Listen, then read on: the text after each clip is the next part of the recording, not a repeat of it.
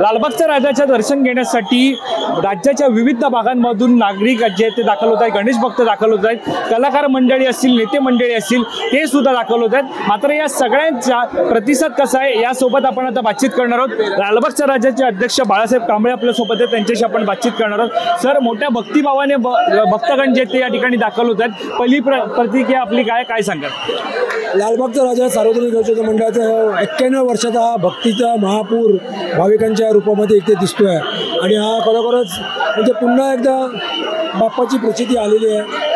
बाप्पाच्या दर्शनाला हजारो लाखो लोक या ठिकाणी रोज येत आहेत। लाखोची संख्या आपण बघतोय, दिवस रात्र म्हणजे 24 तास हे भाविक या ठिकाणी या बाप्पाच्या दर्शनाला आतुर झालेले भाविक मोठ्या तन्मयतेने भक्तिभावाने इकडे येत आहेत आणि हा भक्ताचा एक ओघ पाहून, हा प्रवाह बघून मनाला खरोखर आनंद वाटतो की ही जी परंपरा आहे, आपण आपली भक्तीची परंपरा टिकवतोय, आपली संस्कृती टिकवतोय, परंपरा पुढे नेतोय आणि आपल्या या देशाची जी एक प्रकारे प्राचीन काळापासून आलेली जी धर्मशास्त्र हिंदू सण राबवण्याची परंपरा ही चांगल्या प्रकारे होते अशी आम्हाला या उत्सवाच्या माध्यमातून एक आमच्या आतमध्ये अनुभूती मिळत आहे।